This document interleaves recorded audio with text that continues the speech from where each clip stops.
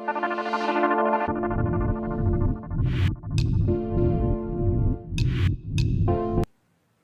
दोस्तों, आप सभी का स्वागत है हमारे यूट्यूब चैनल बैंकर्स बैग में। आज मैं आप सबको वो सारी नॉलेज देने वाला हूँ जो कि आपको बैंकिंग एग्ज़ाम के बारे में पता होनी चाहिए एज अ बैंकिंग एस्पिरेंट। पर आगे बढ़ने से पहले मैं आपको अपना कुछ बेसिक इंट्रोडक्शन दे देता हूँ। मेरा नाम है इंद्रजीत वाघेला और मैं अभी फ़िलहाल एज अ जूनियर एसोसिएट काम कर रहा हूँ पीओआई गुजरात में। वैसे तो बैंकिंग सेक्टर में काफ़ी सारी एग्ज़ाम्स आती है, RBI, SBI, IBPS, RRB, NABARD और भी काफ़ी सारी एग्ज़ाम्स है। लेकिन आज हम बात करेंगे 6 एग्ज़ाम्स के बारे में। वो 6 एग्ज़ाम्स ऐसी है जो कि हर साल आती है, इसलिए आपके चांसेस है कि आप इस साल नहीं तो अगले साल आप पास कर ही देंगे। इन 6 एग्ज़ाम में से 3 ऑफिसर्स ग्रेड वाली है, आईबीपीएस पीओ, आरआरबी पीओ और एसबीआई पीओ। और उसके बाद आती है 3 एग्ज़ाम्स क्लर्क की, एसबीआई क्लर्क, आरआरबी क्लर्क और आईबीपीएस क्लर्क। अगर हम टफनेस की बात करें तो सबसे टफ आती है एसबीआई पीओ की एग्ज़ाम और उसके बाद नंबर आता है आईबीपीएस पीओ। एसबीआई पीओ जो एग्ज़ाम है वो टफ इसलिए है क्योंकि वो हर साल कुछ ना कुछ सरप्राइज़ देती रहती है। एसबीआई देखा जाए तो एक साइंटिस्ट की तरह है जो कि हर साल अपने एक्सपेरिमेंट्स के ऊपर एक्सपेरिमेंट करती रहती है, कुछ नई पैटर्न के क्वेश्चन आ जाएंगे या ऐसा कुछ। आईबीपीएस पीओ सेकंड नंबर पे इसलिए है क्योंकि आईबीपीएस जो है वो एसबीआई को फॉलो करता है। अगर एसबीआई ने कोई भी नई पैटर्न अंडर इंक्लूड की है या कोई एक्सपेरिमेंट किया है तो चांसेस है कि आईबीपीएस उसको फॉलो करेगा और वैसे ही कुछ पैटर्न उसमें ऐड करेगा।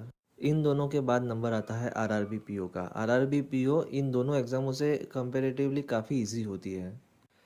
पीओ लेवल के बाद अगर हम क्लर्क लेवल की बात करें तो उसमें भी सेम पैटर्न ही फॉलो होती है। सबसे टफ आती है एसबीआई क्लर्क। एसबीआई क्लर्क के बाद नंबर आता है आईबीपीएस क्लर्क का और उसके बाद आता है आरआरबी क्लर्क का।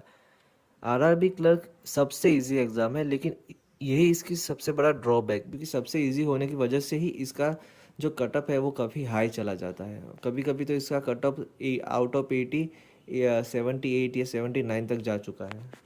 चलिए अब हम देखते हैं कि पीओ और क्लर्क में क्या क्या डिफरेंसेस होते हैं। पीओ एक ऑफिसर लेवल की पोस्ट होने की वजह से उसकी सैलरी 50,000 के आजू बाजू में होती है और जबकि क्लर्क की 25 से 30,000 के बीच में या उसके आजू बाजू घूमती रहती है, लेकिन मिनिमम 25,000 तो होती ही है। पोस्टिंग की बात की जाए तो पीओ की पोस्टिंग ऑल ओवर इंडिया में कहीं भी हो सकती है, लेकिन ज़्यादातर उसकी पोस्टिंग जो उसका होम स्टेट होता है उसके आजू बाजू जो भी स्टेट होते हैं उनमें से ही किसी एक स्टेट में होती है। और अगर हम बात करें क्लर्क की तो क्लर्क में ऐसा है कि आपने जिस स्टेट से फॉर्म फिल करा है उसी स्टेट में आपकी पोस्टिंग होती है। जैसे कि आपने महाराष्ट्र से फिल किया है तो महाराष्ट्र में आपकी पोस्टिंग होगी, गुजरात से किया है तो गुजरात में आपकी पोस्टिंग होगी। अलाउंसेस और बेनिफिट्स की बात की जाए तो पीओ में ज़्यादा मिलते हैं और क्लर्क में कम मिलते हैं।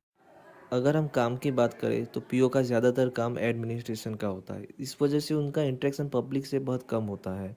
जबकि क्लर्क की बात करें तो क्लर्क का इंटरेक्शन पब्लिक से ज़्यादा होता है और उनका एडमिनिस्ट्रेशन का काम बहुत कम होता है। जब जैसे कि हम बैंक में देखते हैं जो कैशियर होते हैं और वो सब, वो ज़्यादातर क्लर्क ही बैठे होते हैं वहाँ पे। पीओ का प्रोबेशन पीरियड 2 साल होता है जबकि क्लर्क का प्रोबेशन पीरियड 6 महीने होता है।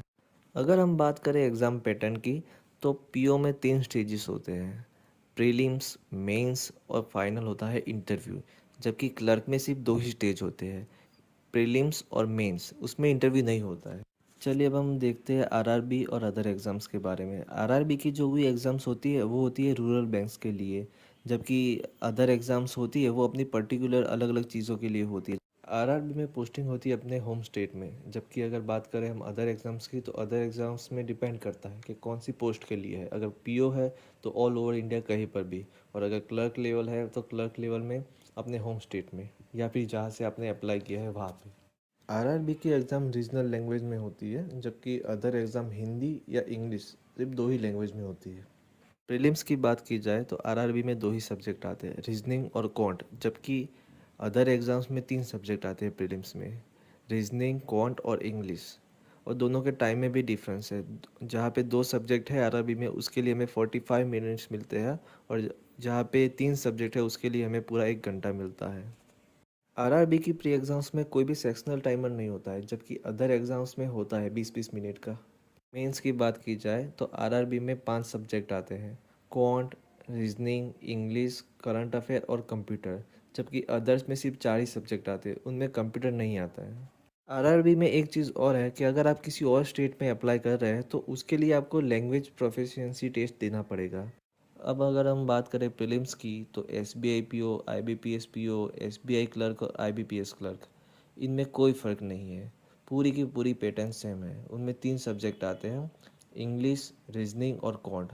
इंग्लिश आती है 30 मार्क्स की और क्वांट और रीजनिंग आती है 35 मार्क्स की। और इन तीनों के लिए 20-20 मिनट्स का सेक्शनल टाइमर मिलता है। मतलब कुल मिला के 1 घंटा मिलता है हमें और टोटल 100 मार्क्स का पेपर होता है प्रीलिम्स का।